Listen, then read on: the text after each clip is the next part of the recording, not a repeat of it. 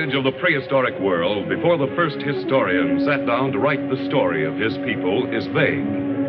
It's founded on the research of archaeologists. Their studies of people and dwellings which existed in those times. Existed not only in rocky wastelands, but in the warmer climates, in lush prehistoric jungles. Not so very long ago, an explorer in a wild tropic jungle found evidence which told this story. Nobody knows when these events took place. Maybe 10,000, maybe 100,000 years ago. It's the story of romance when the world was young. And as all romances must, it concerns itself mainly with one man, Angor, and one woman, Tigri. This is the woman of our story. She is Tigri, the leader of her tribe.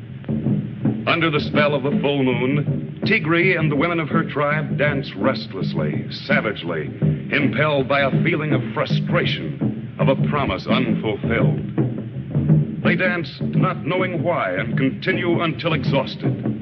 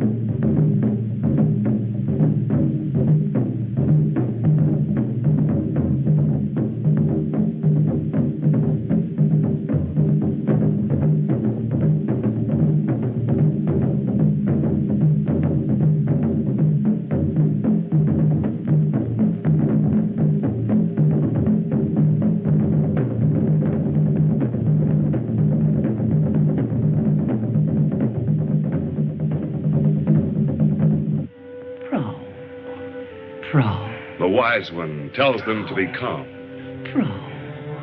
This is Loti. This is Arva.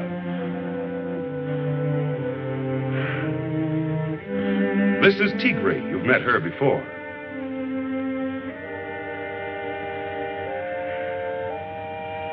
This is Tule.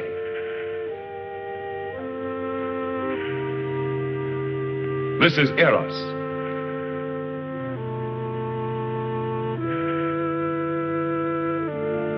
This is Nika. This is the wise one. Old as the moon and wise as the sun. She knows why the young ones dance so restlessly in the light of the full moon. She's telling them the story of the founding of their tribe. She explains that many moons ago, the tribe was founded by Tana, the mother of Tigri. In those days, the women were the slaves.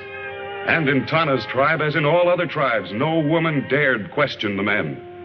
The men needed only to order, and the trembling women hastened to obey. She tells them that when they were small children, they lived deep in the jungle, the young ones of a band of jungle dwellers.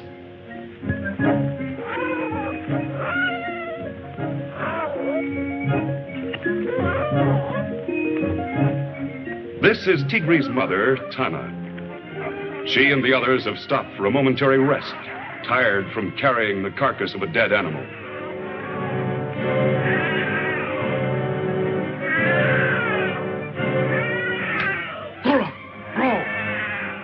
The angry leader of the tribe comes back to find out why the women are falling behind. To him, weariness is no excuse. Tana and the other women wearily pick up the carcass and continue.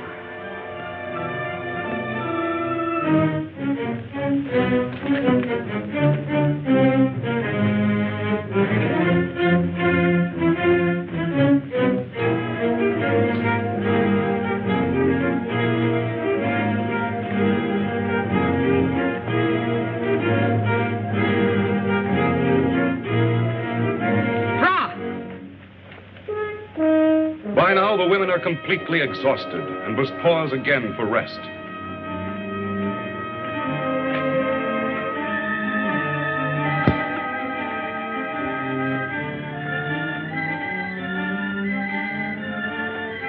Angrily, the leader storms back and yells for them to get going.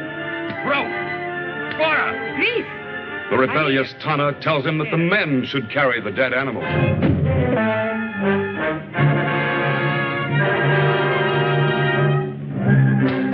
Knocked to the ground, the infuriated, desperate Tana throws a rock at the leader, felling him. Tana immediately realizes that they must flee with the children, or the men of the tribe will take revenge on them. The women quickly gather the children and rush off into the jungle.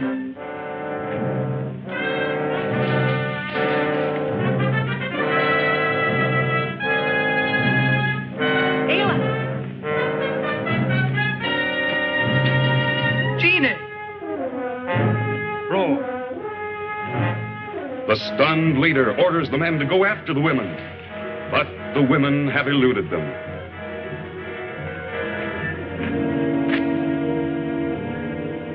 The wise old woman tells them how, as time passed, the tribe prospered under Tana's able leadership, and the little girls learned how to fend for themselves.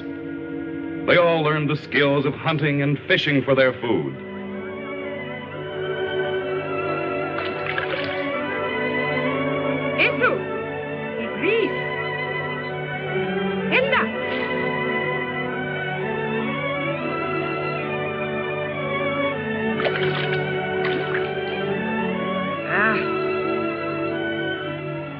The child on shore, like all children are wont to do, decides to wander off and do a little exploring herself.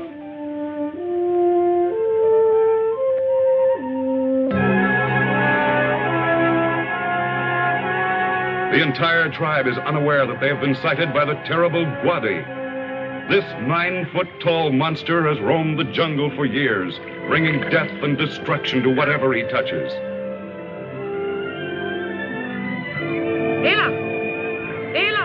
Tana sees the little girl is missing and calls to the other women to follow her in search of the child. Savage, merciless, possessed of Herculean strength, Gwadi is the most feared thing in the prehistoric world.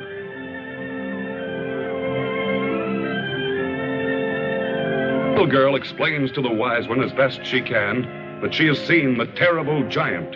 Gwadi! Gwadi! Ela!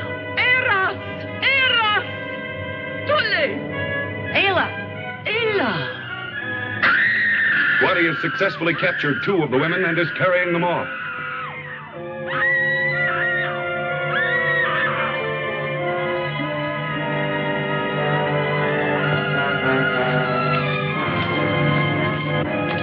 Tana was the only one to get away, but has been mortally hurt and dies with Gwadi's name on her lips.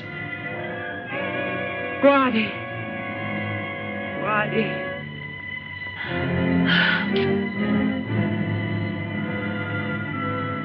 The wise old woman flees with the children. Gwadi! Even now, 15 years later, the mention of the dreaded name of Gwadi still strikes terror in the hearts of these same girls.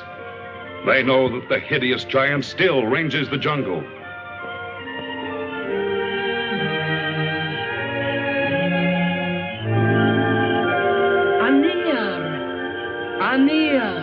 The wise one tells them that they must forget their hatred of Anir, their word for men. The moon is full. By the time of the advent of the next full moon, they must find and capture themselves husbands if the tribe is to survive.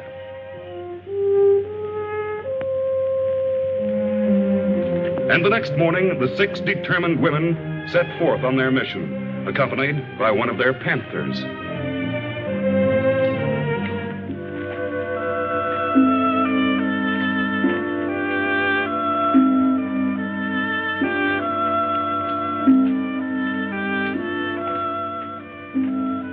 This is the man of our story. He is Angor. This is Angor's friend Ruig. This is Kama and the bearded Ad. Angor and his friends are on a foraging expedition. They're hunting food for their cave-dwelling tribe. They've cornered a savage tiger and are pitting their skill with stone-headed war clubs against this vicious monster of the jungle.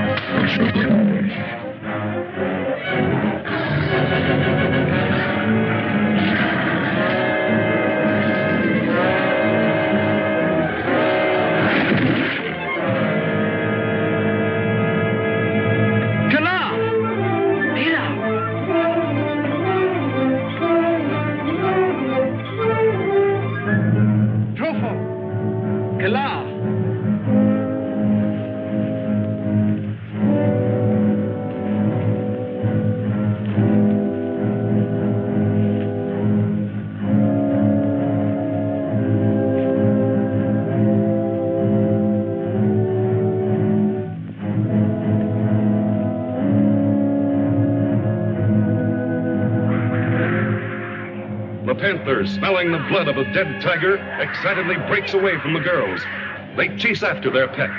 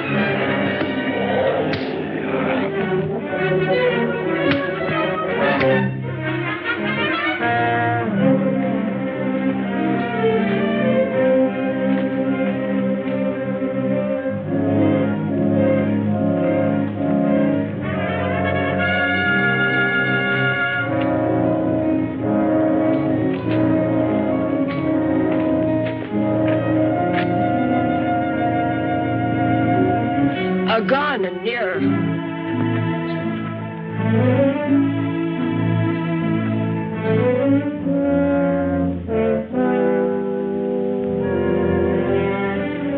Ad uses the sap from a tree to soothe Angor's wounds. Suddenly, Ad falls unconscious. Angor and his tribesmen are amazed to see that they've been attacked by members of the weaker sex. Back on!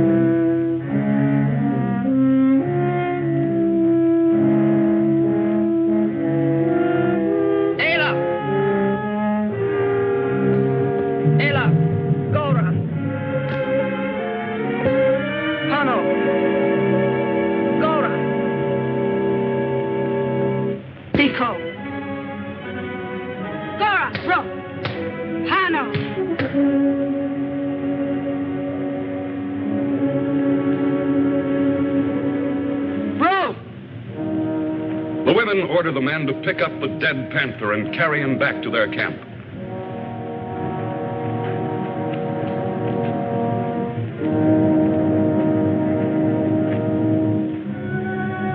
In the meantime, Angor stumbles along through the jungle back to his people.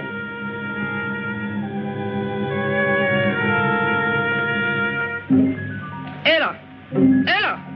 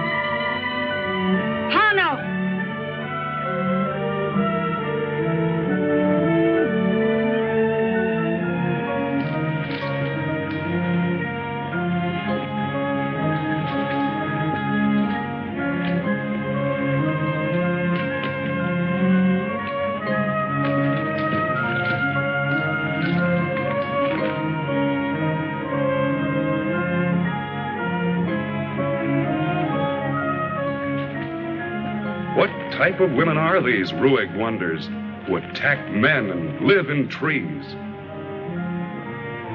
Nika gazes at her captive, entranced by her first close look at a male.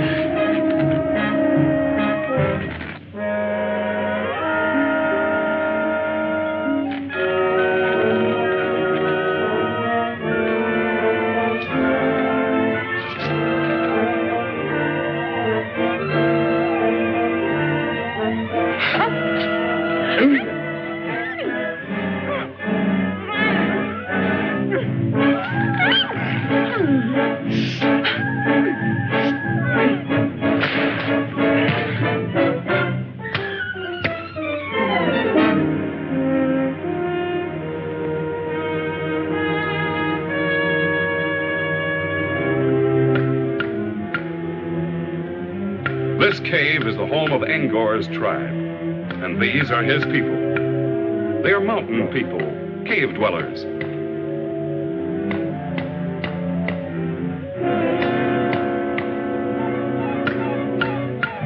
Ayla.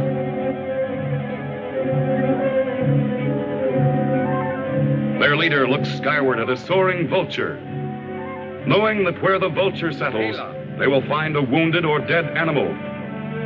He motions for his hunters to follow him. Fra.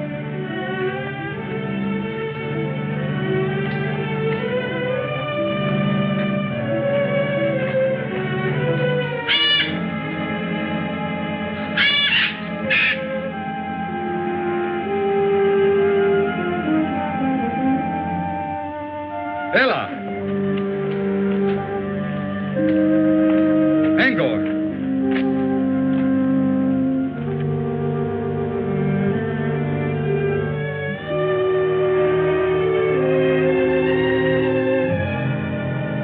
Eagle.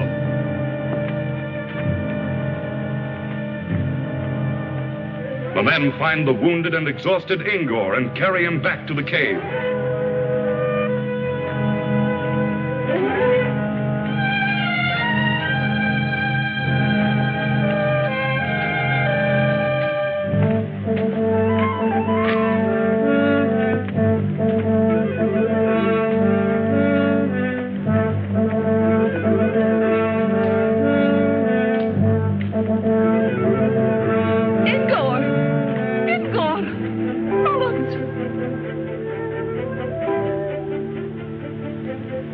Angor's mother and the rest of the cave dwellers crowd around the wounded Angor.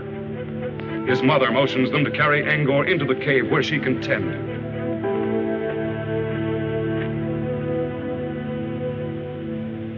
Weeks have gone by, and the leader of the cave dwellers is marking on the rocks the story of the women as Angor has told it to him. Time has healed Angor's wounds, and despite the leader's protest, Angor is determined upon revenge.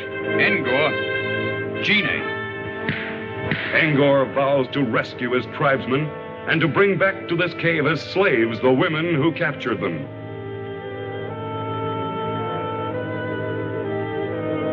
Angor. Angor. Ela. Angor's mother, who knows of the women tribe, points out the right direction to Angor. Oro. She tells him he must cross 2 mountain ranges, that it will take him 2 days' journey to reach the country of the women tribe.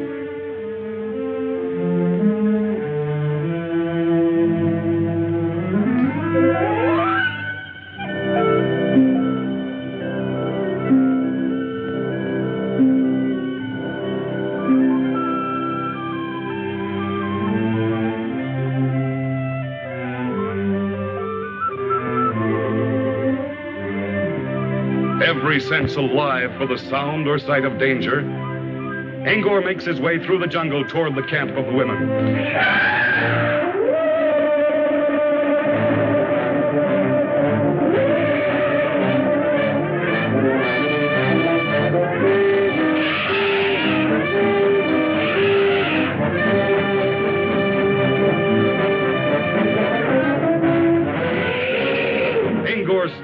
and loses his weapon, but cannot stop for it. He finally eludes the elephant by jumping behind a large boulder, and the lumbering animal passes him by.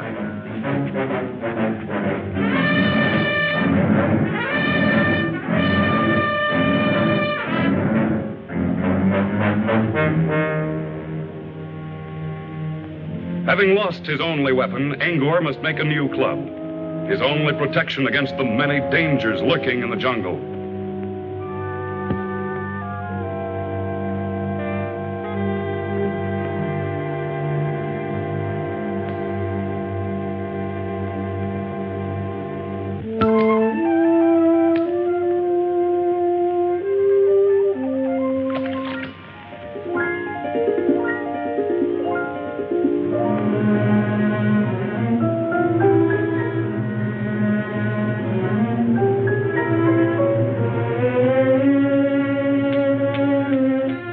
Gathers some stones to use for the head of his club.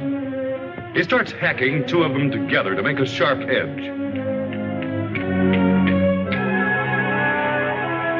A spark ignites the dry leaves on the ground, and Angor is taken aback by the strange, unknown phenomenon, fire. He stretches his arm out to touch it and draws his hand back in pain. He doesn't understand it, but he knows that this new discovery of his has the power to inflict injury.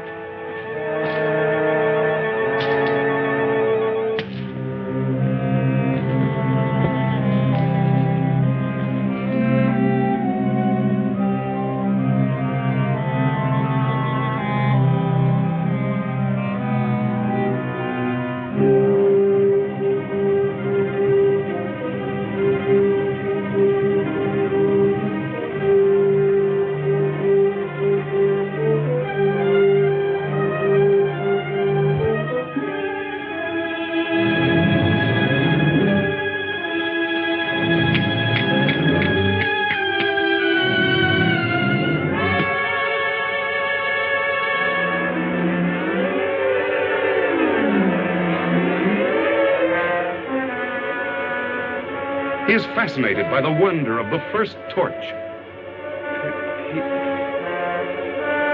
Pier. He calls it pier, his word for fire.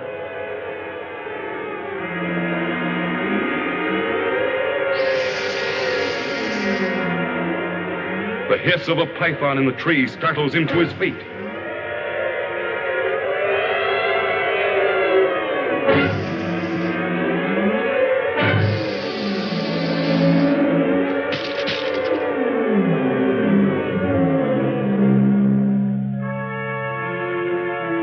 Jabs the torch into the water after the snake. To his surprise, he finds the fire has disappeared. He jabs the torch back again, trying to regain the fire, but it's gone.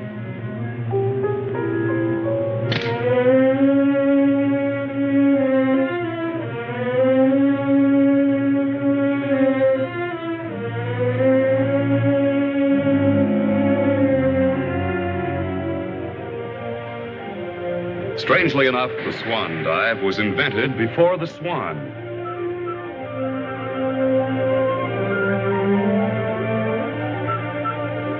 Tigri's jungle women have developed great skill in swimming, and it's one of their favorite recreations. On this night, Tigri, Eris, and Tule are enjoying an evening swim in this jungle pool.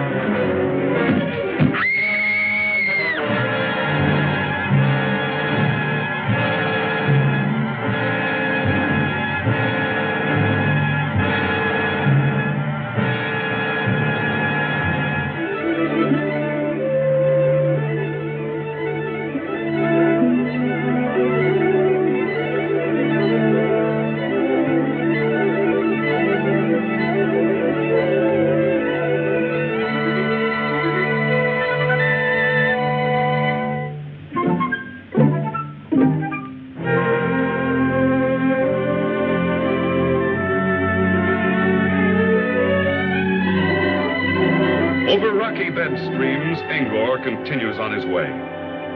He is now approaching the outskirts of the jungle territory.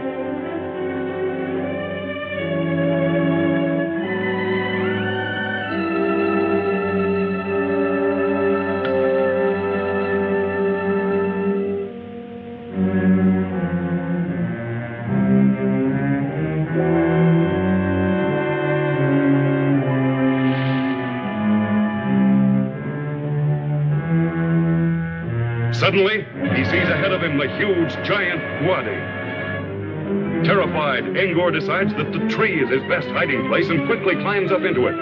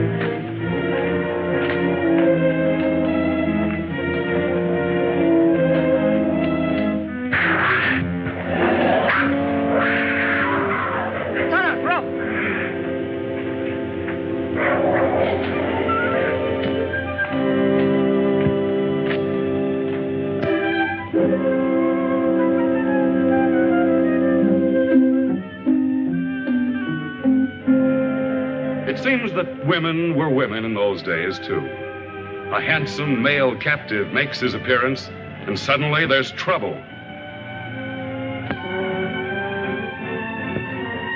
Angor! Angor! Rui!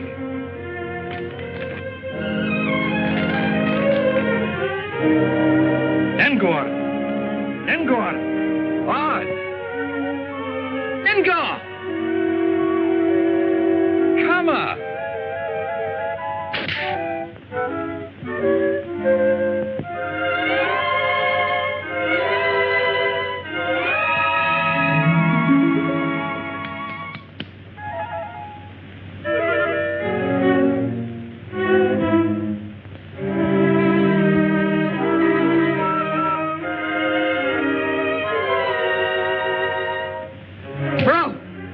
Tigri is not sure yet why she objects, but she wants no interference until she decides whether or not she herself wants him as her husband. Bro! Cora! Bro!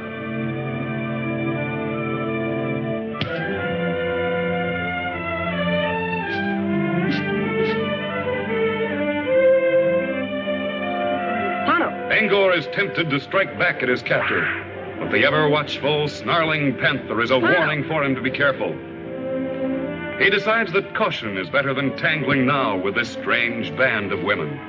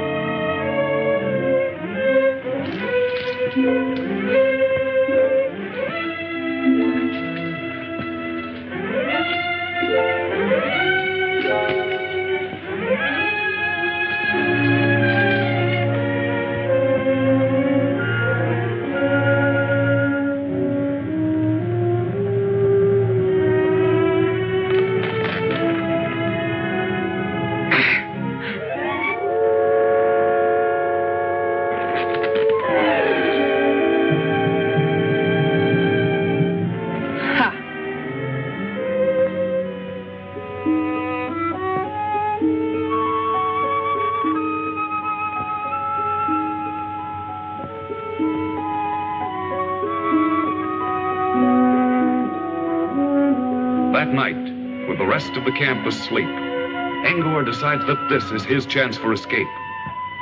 Quietly, he starts to climb down the vine. Now, this is easy, Angor thinks. But he's not reckoned with the ever-alert panther, who evidently has just been waiting for him.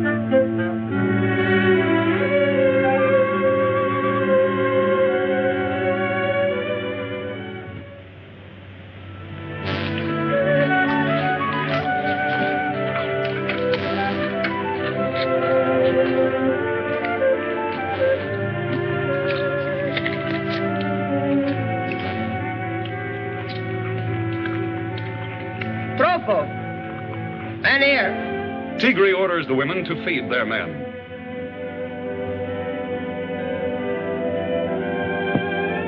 Arva decides that this is a good time for her to make up to Angor and starts to bring him some food.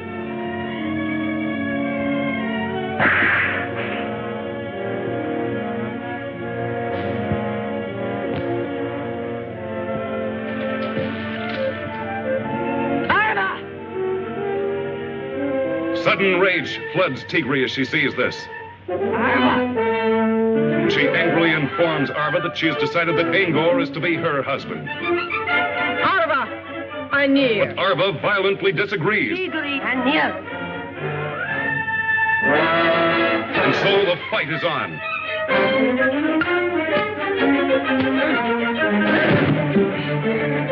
Gone.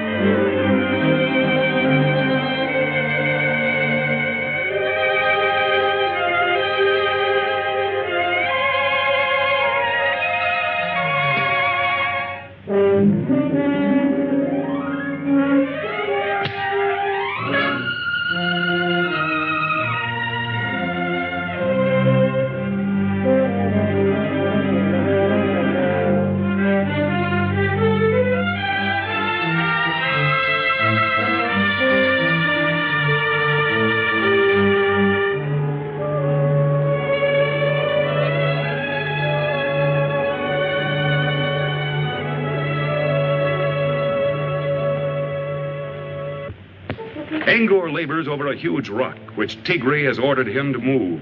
He can't budge it. Tigre shakes her head at the stupidity of men. Angor finally gives up, humiliated by her look of scorn.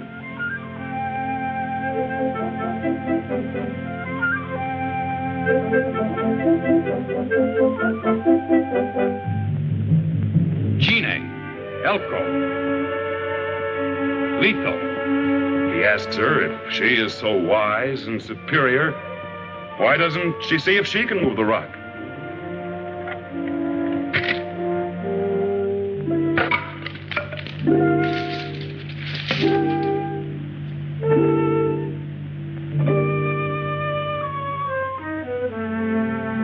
Tigre picks up a huge branch and, using simple leverage, shows Angor how easy it is to move the rock if you use your head.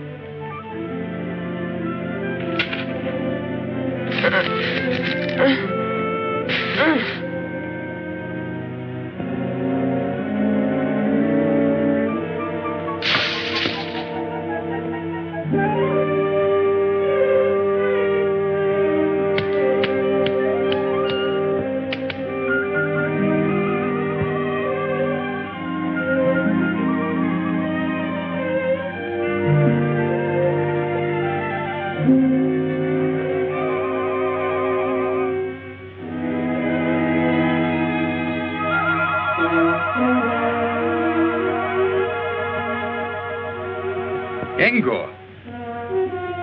Tigri. Angor. Tigri? Angor.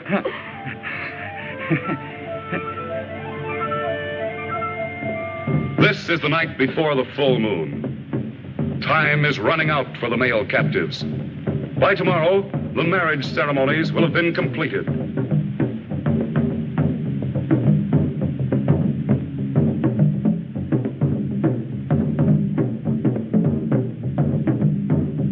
The wise one drums, and the women dance as Angor and the men look on with mixed emotions.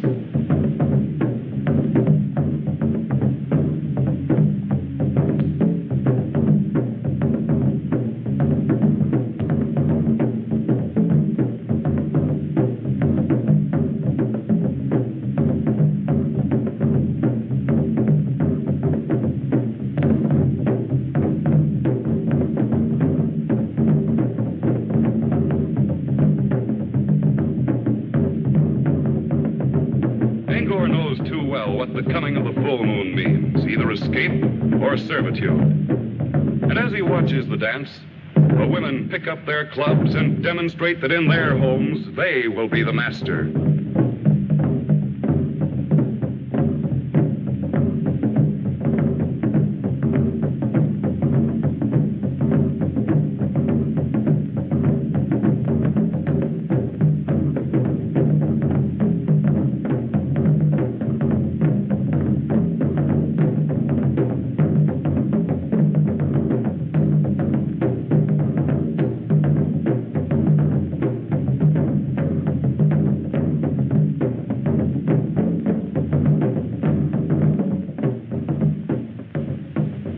Surrounded by the watching women and the ever-guarding panther, the men sit idly while Ruig, who seems to have a fetish for being clean-shaven, is scraping his cheek with a sharp-edged stone.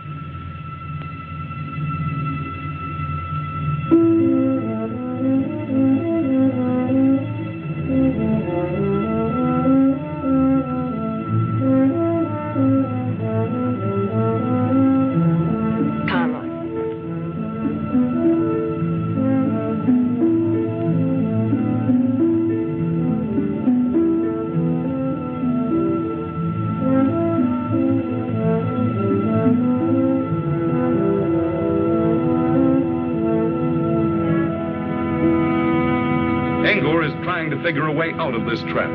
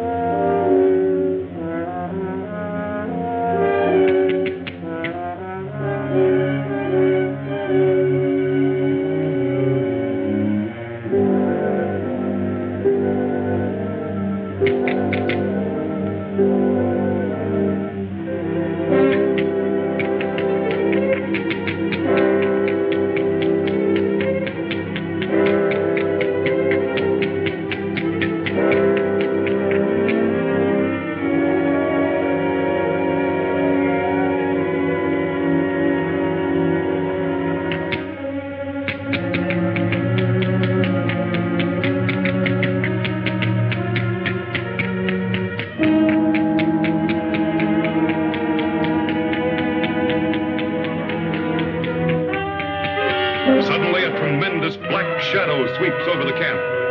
It is Korax, the flying dragon, the scourge of the skies.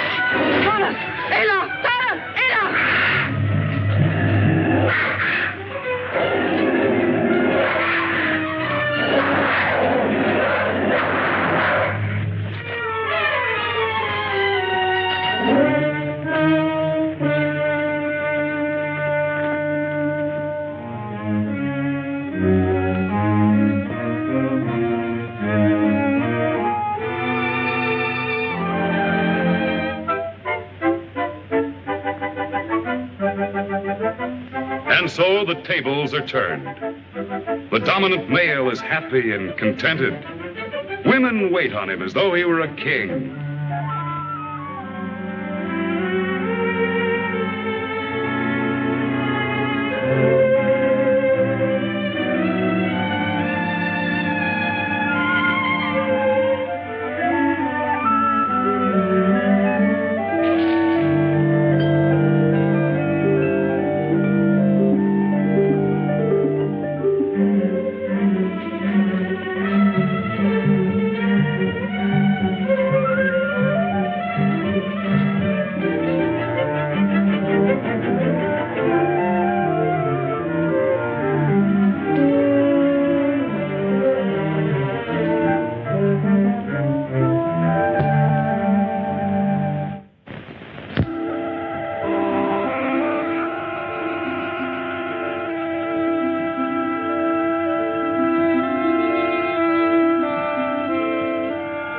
Tigre.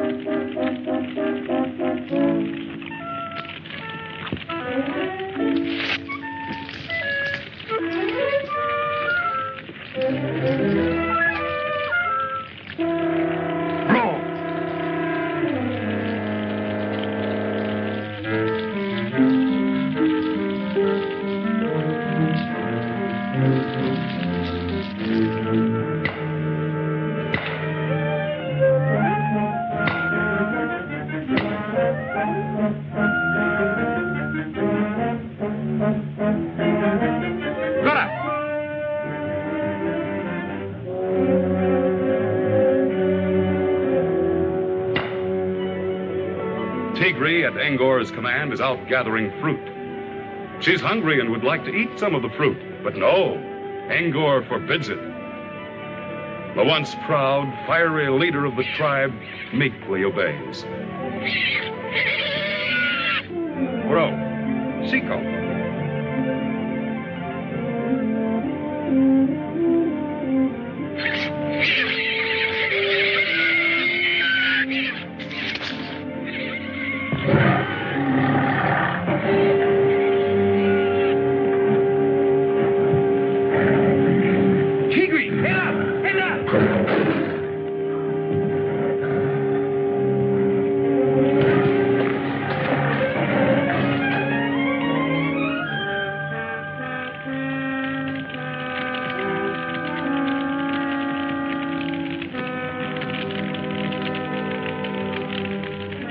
beautiful?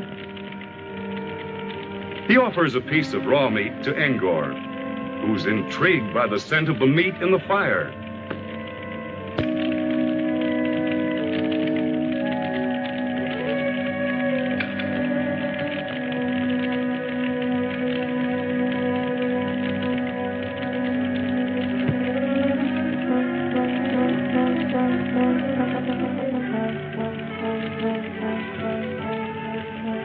It tastes fine, and he offers some to Kama and Tigri.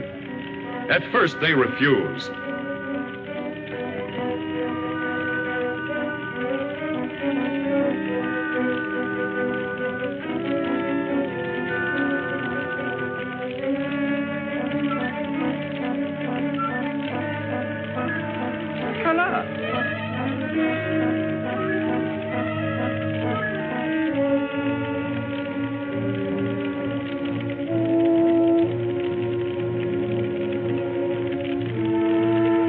But when they taste it, they both agree that it is delicious. And so, for the first time, cooked meat goes on the menu of this primitive tribe, and civilization progresses another step.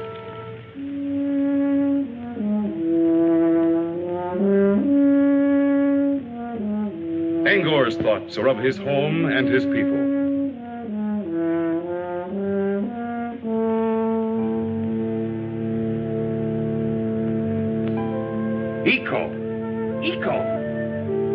He gives orders that they will start on their long trek back to the mountain home of Angor's tribe. Tigri, Iko, Angor. Iko, Bora. Ela.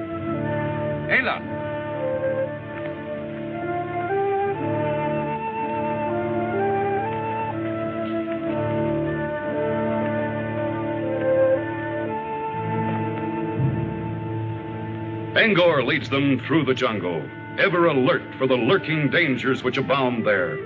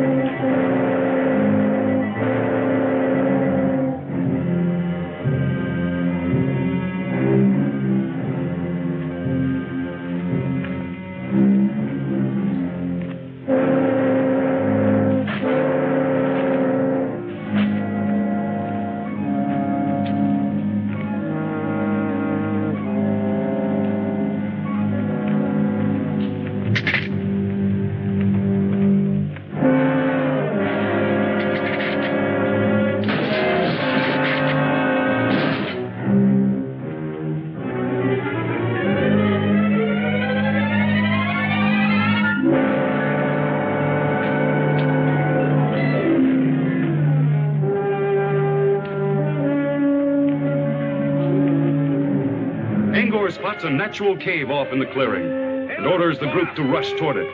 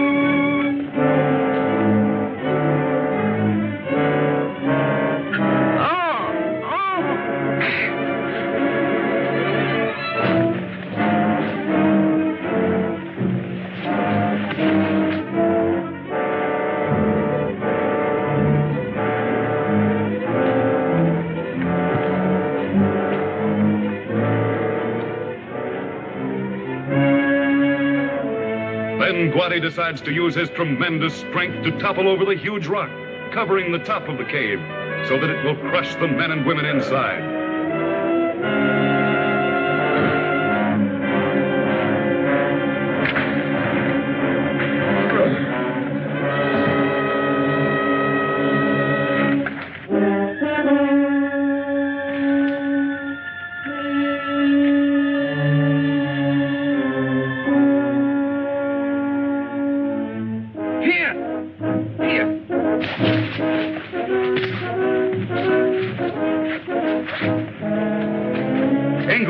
The other men to make torches.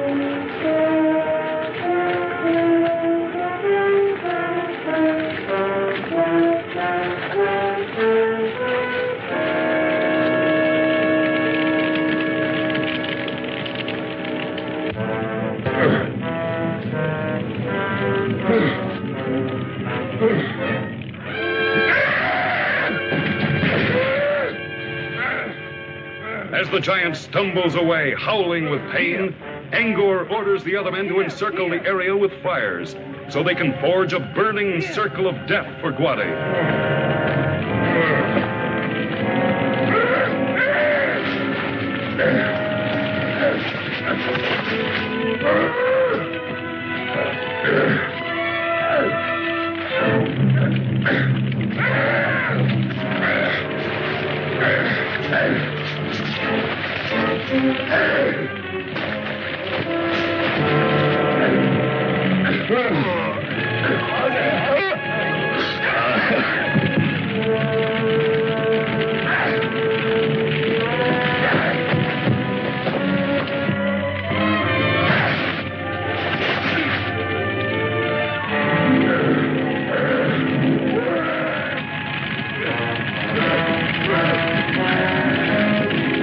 Guadi is completely bewildered by the leaping flames and terrified by the fire.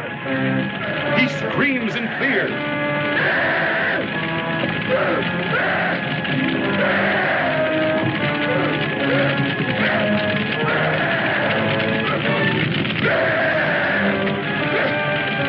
Angor finds himself also trapped by the encircling fire and sees that his only escape is to go over it.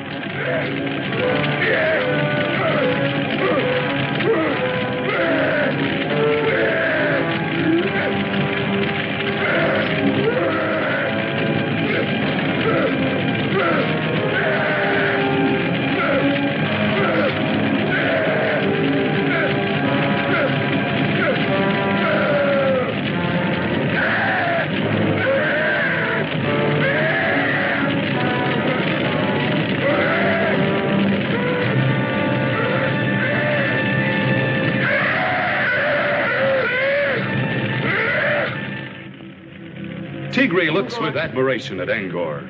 Tigri? Iko? She asks him to change his mind and return to the women's camp with his men, where they can start a new tribe.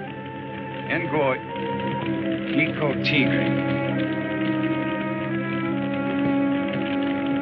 Eva, Angor, Iko Tigri. Angor agrees and tells his friends he has decided to remain.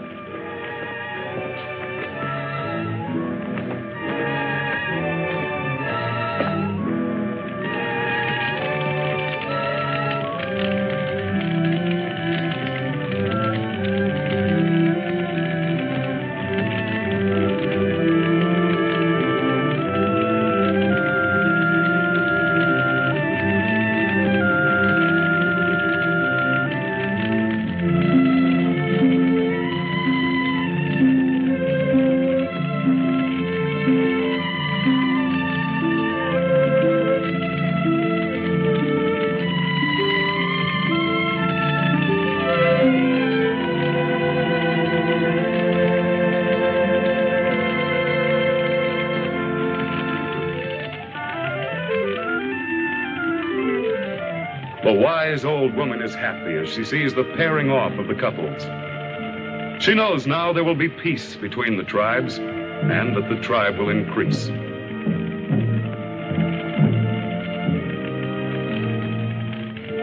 She motions for Angor and Tigri to come to her.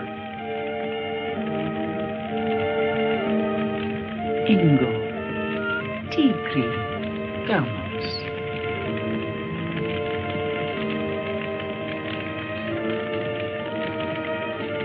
She is going to perform the only kind of marriage ceremony she knows.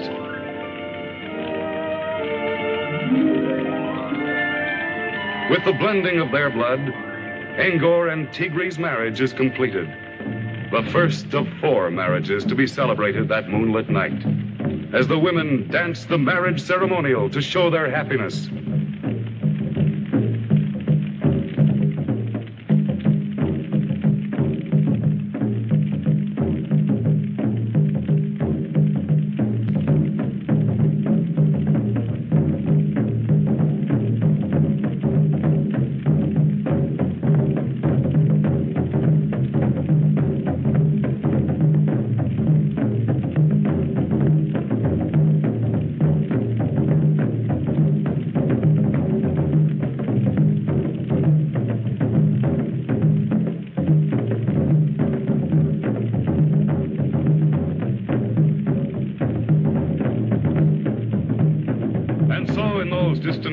Even as today, the eternal battle for supremacy between woman and man was solved not through the clout and the club, but through romance.